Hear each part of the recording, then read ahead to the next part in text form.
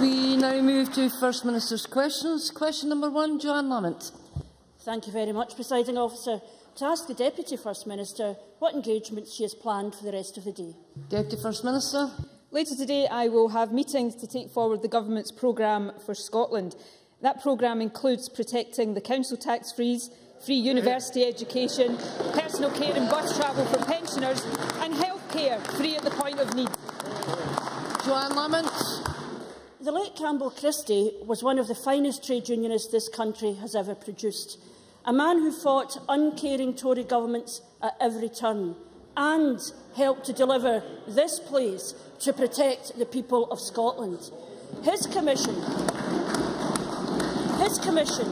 on the future delivery of public services, written for this SNP government, said contentious issues such as the continuation of universal entitlements must be considered openly and transparently rather than in the current polarised terms. This is about the kind of fairness we want to reach for our communities. With spending projected not to get to even 2010 levels for another 15 years and Scotland's population ageing, I agree with Campbell Christie. And I believe that debate about how we make spending choices fair for people across Scotland must happen before the referendum. Does Nicola Sturgeon?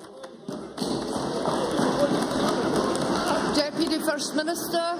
Sorry, that sort of begs the question why Joanne Lamont has set up a commission that reports after the referendum in 2014.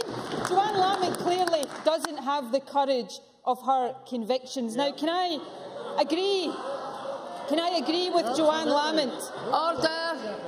Can I agree with Joanne Lamont about the late Campbell Christie, because he did have a tremendous record in fighting uncaring Tory governments. If only there were people on the Labour benches today that fought uncaring Tory governments. Presiding Officer, this government makes its choices. We deliver balanced budgets to this Parliament, balanced budgets that focus on growth, on protecting public services and, yes, protecting the household budgets of families who are struggling to make ends meet. So we'll be proud to protect the council tax freeze. We'll be proud to protect free education for working class young people. We'll be proud to protect free personal care and bus travel for our pensioners. And if Joanne Lamont wants to make that the dividing line of Scottish politics, I only have one thing to say to her: bring it on. Joanne Lamont. Order. What Nicola Sturgeon needs to understand, this is not a game about dividing lines. This is not about her electoral future.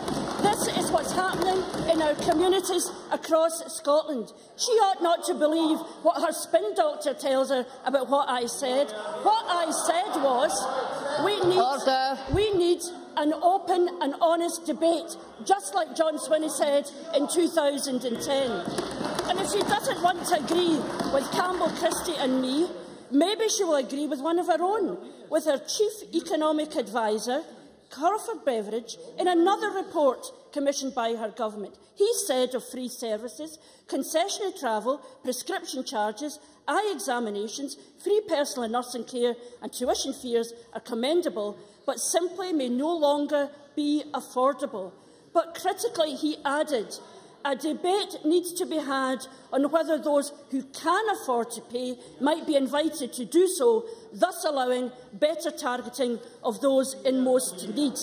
Now, the fact of the matter is, her own minister, Alec Neil, when he got rid of the universal provision of central heating systems, said it would be inappropriate to use scarce resources to provide free central heating systems for some of our retired bankers, for example, who receive substantial benefits, substantial pensions. This is not an issue of the principle of universality. It's critically a calculation, an electoral calculation by Nicola Sturgeon. Why won't she have the debate demanded by Campbell Christie and Crawford Beveridge and make sure we have that debate this side of the referendum. Deputy First Minister. Joanne Lamont should make no mistake. I relish this debate. I think Joanne Lamont's on pretty dodgy ground invoking spin doctors into this debate. You see, because within 20 minutes of her making her brave speech on Tuesday, she dispatched her spin doctors to say she didn't really mean police numbers, she didn't really mean bus travel for pensioners, she didn't really mean free personal care, except Arthur Midwinter, he's told the truth today, hasn't he? He says everything is on the table. Now, there's lots of things you can call that kind of approach from Labour. Shambolic is the word that immediately springs to my mind. But let me tell Joanne Lamont something for free. It's not brave and it's certainly not honest. This government will put forward balanced budgets. Yes, it's not easy. It's not easy to deliver balanced budgets when those budgets are being cut by the Tories. That's why we argue for the control of our own resources. Joanne Lamont's answer to that is to pass on Tory cuts to hard-pressed Scottish households. Order. Joanne Lamont. Order. The Deputy First Minister might think that sounds good in here. I'll tell you, in the country, it sounds like a lot of nonsense. Order. The fact of the matter is, I agree with the Deputy First Minister that the budget has been cut. But if the budget has been cut, why does she stick with the same priorities that she set out in 2007? If there are cuts, the dispute is not whether there are cuts or not, which is the way Nicola Sturgeon wants to present it, is about which cuts you make in tough times. Now, let me explain what real people think. Nicola Sturgeon lives in a household. Nicola Sturgeon lives in a household with an income of more than £200,000 a year. She gets free prescriptions. Free prescriptions cost £57 million a year. How many nurses is that? Like me, she will have saved more than £400 from the council tax freeze. Yet my children's school and schools across the country are getting to the stage where they can't even do the basics like photocopying materials. If spending cuts threaten the kind of free care for the elderly that we want to deliver, is it fair that a woman like her on 200 grand gets free prescriptions? Is it fair that the Sturgeon household on 200,000 a year gets universal benefits when families on average earnings pay more for childcare than they do for their mortgage? Deputy First Minister. Order. Well, Deputy First Minister. Labour are obviously more out of touch than I thought they were. Let me remind Joanne Lamont that under the system of prescription charges that she and her party presided over, people earning as little as £16,000 a year paid prescription charges. That's why it's fair to abolish prescription charges. And on the council tax freeze, if Labour think the council tax freeze is so wrong, if they think it's doing so much damage, then why is it that just 5 months ago, in the local government elections, Labour promised to continue the council tax freeze? I have it here. Labour's Glasgow manifesto, 100 things we will do. Number 1 on the list, continue to freeze council tax for the next 5 years. Now, Joanne Lamont likes to talk about honesty, but if she was being honest, then isn't it the case that by definition she's being deeply dishonest now? Joanne Lamont. We know that your council tax freeze is underfunded, and what we now have to confront. I have been to too many meetings listening to care workers describing their lives now and their terms and conditions. I've listened to too many carers mopping up for the fact that budgets are being cut to stay silent on this issue.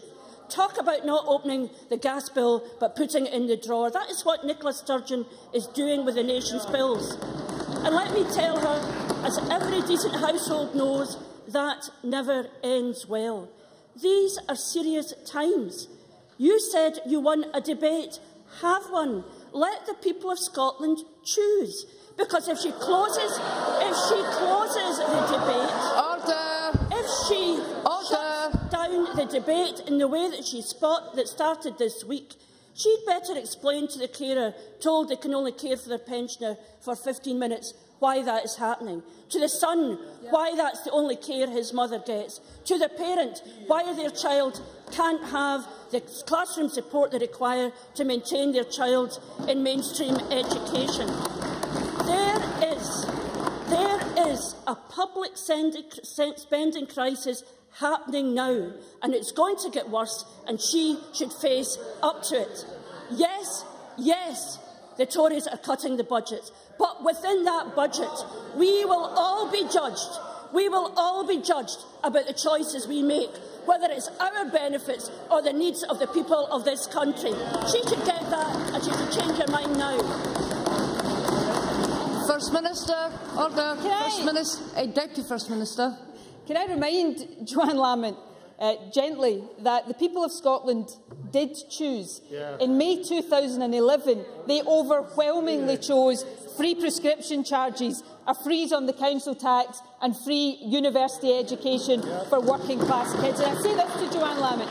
If she is saying that she wants to reverse all of these policies, don't set up a commission, have the guts to say so and let the people of Scotland choose after that. But, you know, don't just listen to me about this. Let's have a look at some of the reaction from Labour posters on the Labour Haim blog site.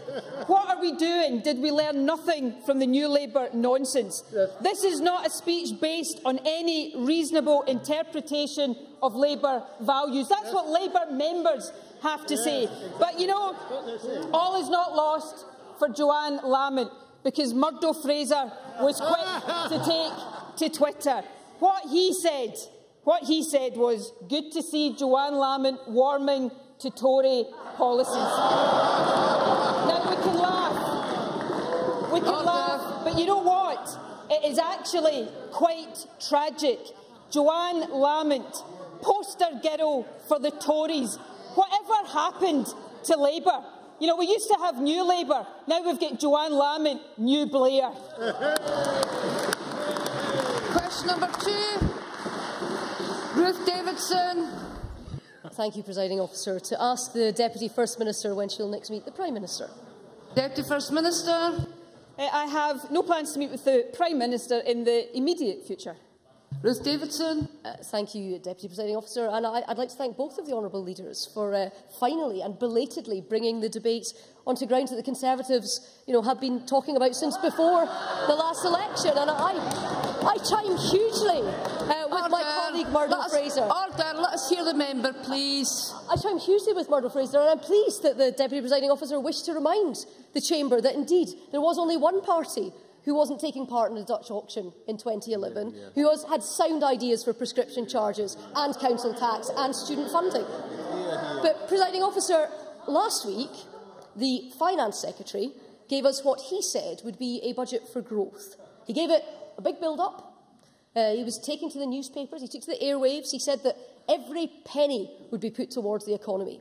That was a budget that fell apart within 24 hours, which has been decried by the leading economist, Professor David Bell. It's been decried by the construction industry chief, Michael Levac, and even by the Parliament's own independent information service, Spice. So let's give the Deputy First Minister a chance to repair the damage. Can she tell me now what is the big game changer in 2013-14 that's going to give the Scottish economy the boost that John Swinney faithfully promised? Deputy First Minister. Well, can I say to Ruth Davidson that I do agree with her on one thing. I agree that the Tories have always talked about cuts and penalising hard-working families in Scotland. They've certainly been absolutely consistent. She says she doesn't want to have a Dutch auction. My memory was that she used to claim credit for the council tax freeze and the 1,000 more bobbies on the beach, so she should perhaps look back at previous speeches. The budget John Swinney presented to Parliament last week, I think, was a budget completely focused on getting growth in our economy. 40 million more this year and next for housing, 80 million accelerated funding in schools, money for green investment, adding to the £3 billion capital programme that we have this year. That's what we are doing to accelerate construction and to get growth and jobs in our economy. And she mentioned Michael Levack. Michael Levack actually this week welcomed the steps that the Scottish Government was taking, and he then went on to say the UK Government needs to do more. So perhaps it should be Ruth Davidson getting on the phone to the Prime Minister and asking him to do his bit. Ruth Davidson. Well, she clearly read her colleague's press release, but I'm not sure she read the 2013-14 budget, because the £80 million for schools didn't kick in until at least a year after, and the £40 million that went back into housing was to help repair some of the damage of the £100 million that had already been taken out of housing. The Presiding Officer, the Finance Secretary has had a busy few days, because at the point at which his budget was being picked apart, he was speaking to Scotland accountants. And what he told them was that he was going to correct his own leader's words in January by saying that, actually, a separate Scotland would take on a share of the multi-trillion-pound banking debt. This follows Ms Sturgeon's gaffe and subsequent U-turn on a place on the Bank of England Monetary Policy Committee. It follows the SNP's collective economic illiteracy on a separate financial regulator for Scotland. So this week has proved that not only can this government not write a budget for today, but they have no idea how to construct a financial system for the future. They are a back of a fag packet government that pushes every hard question to this mythical white paper we're all supposed to expect late in 2013. So if the SNP is asking the people of Scotland to trust them with everything that they have, but they won't tell them how they would keep that money safe, and they won't tell them anything at all, can this Deputy First Minister, can she stand up here, now that you're taking on the bank debt, and tell us in pounds and pence, how much of it are you willing to take on? How much? How much? Deputy First Minister. I would ask Ruth Davidson to listen carefully to my answer here, because not for the first time Ruth Davidson has just got it spectacularly wrong. Not only has the SNP, me, John Swinney, the First Minister, always been perfectly clear that an independent Scotland would take its fair share of any debt associated with the bank bailout. Not only that, this is the bit Ruth Davidson should listen to. Ms. Because Bailey, you see, order. the net borrowing for the bank bailout, the population share for Scotland of the net borrowing for the bank bailout is already included in the GERS figures. It's already there. And these very same GERS figures show that Scotland has a relative surplus. In other words, an independent Scotland would be richer than we are now. Another good reason to vote yes. Constituency question, Malcolm Chisholm. Prejudging council investigations concerning the death of my constituent John Gibson and the home care services he received, is the Deputy First Minister concerned that 6 complaints about the private home care provider in question have been upheld by the Care Inspectorate since February alone, and that employees of that and other home care companies seem to be overburdened with too many clients and too short a time with each? Will the Scottish Government undertake an urgent review of the way home care services are commissioned and delivered, particularly in view of the increasing and welcome emphasis on home care within health and social care policy? Deputy First Minister. Can I thank Malcolm Chisholm for that question, because it is an extremely serious matter. The death of Mr Gibson, let me, I'm sure on behalf of everybody in the chamber, pass on our sincere condolences to the family and friends of this individual. But that has prompted Care Inspectorate, City of Edinburgh Council and Lothian Borders Police to launch an investigation, and I think it's important none of us preempt the outcome of those investigations. What I would say, though, and I hope Malcolm Chisholm would accept the sincerity of this, I think it is absolutely essential that we have in place in this country a robust system of inspection. When I was Health Secretary, took steps to strengthen the system of inspection that we have in this country. And Malcolm Chisholm made some suggestions that were taken forward by this government. So my position is very clear. Let us await the outcome of the investigation. If there is action to be taken to make the system that we have more robust, then I can give Malcolm Chisholm an absolute assurance that this government will not hesitate to take those steps. Christine Graham. Thank you, Presiding Officer. Can I ask the Deputy First Minister, given the recent storms which battered Scotland and in particular caused flooding in Peebles and power cuts in Gore Bridge, both in my constituency, what processes are in place to provide the necessary links from the Government's resilience team to local authorities, such as those of Scottish Borders Council and Midlothian Council? Deputy First Minister. Well, I'm confident that the right links are in place. I'm confident that they worked well on this occasion. I think we did cope well with what the BBC described as the worst September storm for 30 years. We prepared well. Keith Brown worked very closely with local authorities that were likely to be affected, including Scottish Borders and Midlothian, ahead of the storms. Partners continued to work well together throughout the course of the storm, ensuring at all times a coordinated response. And, Presiding Officer, I want to take the opportunity to commend both Lothian and Borders Police and Scottish Borders Council for their prompt response to flood warnings, which helped to protect both property and the public. I also know that the Minister for Environment and Climate Change spoke to Borders and East Lothian Council earlier today. Question number 3, Willie Rennie. To ask the Deputy First Minister what issues will be discussed at the next meeting of the Cabinet. Deputy First Minister. Well, can I firstly take the opportunity to wish Mr Rennie a very happy birthday? I'm sure my dad will be delighted to hear that he shares a birthday with the leader of the Liberal Democrats. Mr Rennie. Can we let the birthday boy speak, please? Thanks to the Deputy First Minister for her best wishes. It's good news. It's good news that the Scottish Government will be increasing nursery education for 3- and 4-year-olds. But Save the Children tell us that before the age of 3, children from disadvantaged backgrounds have already fallen behind. If we're going to give them a chance, we need to increase provision for those 2-year-olds. Does the Deputy First Minister think her plans to give nursery education to only 1% of 2-year-olds will be good enough to bridge the gap in educational attainment between the rich and the poor? Deputy First Minister. Well, I agree with Willie Rennie that making sure we are providing well for children in the earliest years is of paramount importance. I think this government's record is extremely good in this regard. We've already expanded free nursery education by 15%, which benefits around 100,000 children every year. We've extended the free school meals entitlement to more children and more young people from low-income families than ever before. And, of course, we have pledged to increase from 475 hours per year of preschool entitlement for all 3- and 4-year-olds to a minimum of 600 years of early learning and childcare for all 3- and 4-year-olds and for looked-after 2-year-olds. So, yes, I do believe that is a sound package of support, but I also accept that particularly for the most vulnerable children and the youngest of most vulnerable children, we've always got to be working to do more to increase the support and make sure we're giving our youngest children the best possible start in life. Willie Rennie.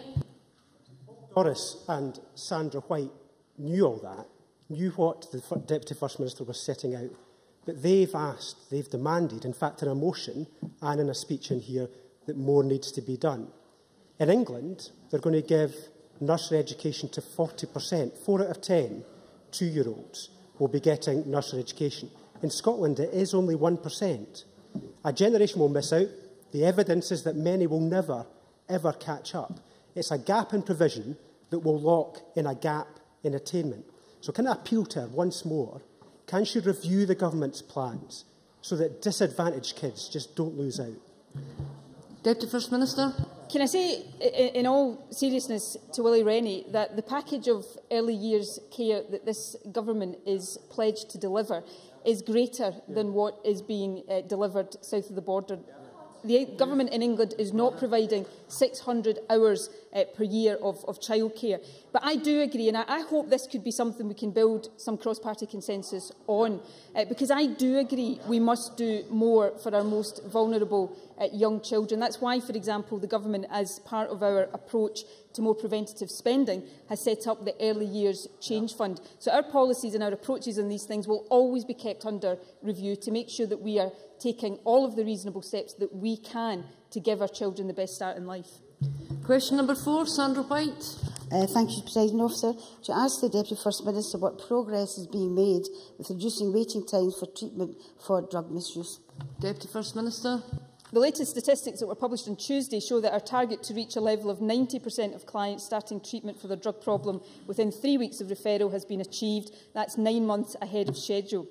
In 2007, 27% of people who needed drug treatment had to wait over a year just to get an appointment, not even treatment, and a wait exceeding 6 months was not uncommon. We're now seeing the successful impact of our commitment to increased investment in frontline drug services. This commitment remains unstinting, with £30.2 million allocated to health boards for frontline drug services and support in 2012-13, representing an increase of over 20% since 2006-07. Sandra White. I thank the Deputy First Minister for a reply. I think it is indeed great news, and everyone should be very, very grateful for what is actually happening. And I do congratulate everyone, from families to professionals, who have worked so hard to achieve these targets.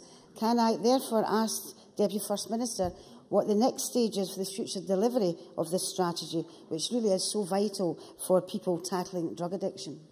Deputy First Minister. Well, given the progress we've made on delivering the HEAT target for drug waiting times, the next phase of delivery of the Road to Recovery will focus on sustaining the excellent progress that's been made and making sure that we embed quality across all services in Scotland. We've prioritised work to deliver new national standards for drug and alcohol services, and these will be focused on recovery and on workforce development to drive up and support quality of service provision with a clear expectation of recovery. Question number 5, Neil Findlay. To ask the Deputy First Minister what support the Scottish Government provides to colleges that merge. Deputy First Minister. We are supporting college leaders to take advantage of the opportunities for learners and employers that college regionalisation provides. To that end, we were pleased to announce in our draft budget a £17 million increase in funding for colleges for 2013-14. This adds to our plans for new college estates, valued at some £300 million, for which the procurement process has now begun. And of course, our £15 million College Transformation Fund provides significant support for colleges wishing to merge. Finally, through our College Change team, officials are working closely with individual regions to offer help on all issues associated with merger. Neil Findlay. Meanwhile, back in the real world, at this week's meeting of the Education and Cultural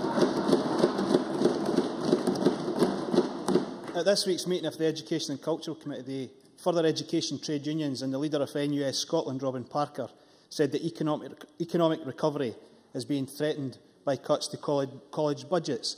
Are they all wrong? Deputy First Minister.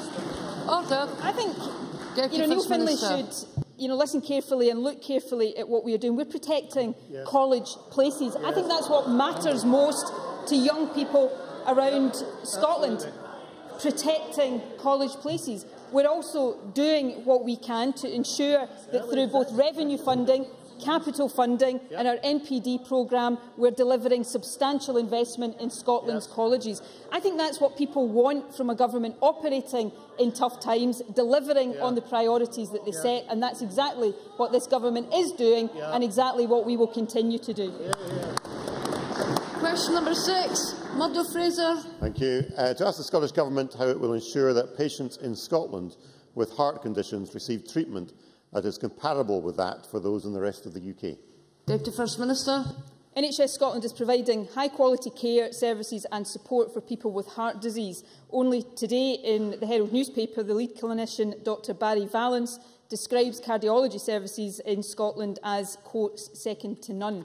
Audit Scotland reported just this February that there has been significant progress in tackling heart disease and developing services. Death rates have dropped by 40% in 10 years. More patients are getting better treatment and waiting times for treatment have fallen.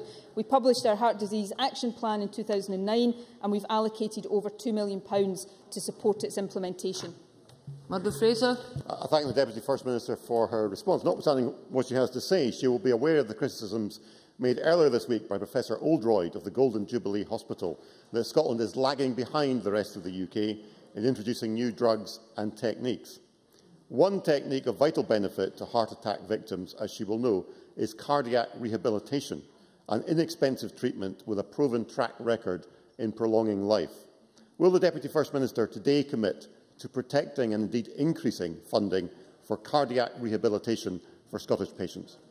Deputy First Minister. I absolutely agree with Murdo Fraser. Cardiac rehabilitation is incredibly important. I've had the opportunity over the past number of years to visit many cardiac rehabilitation groups across the country, which is why I'm so delighted to tell the Chamber that ISD reported that access to cardiac rehabilitation for heart attack patients has increased from 52% in 2008 to 71% in 2010. That's a good record that I am sure my successor as Health Secretary, Alec Neil, will be determined to continue to deliver on. That ends First Minister's questions. We now move to members' business. Will members who are leaving the chamber please do so quickly and quietly?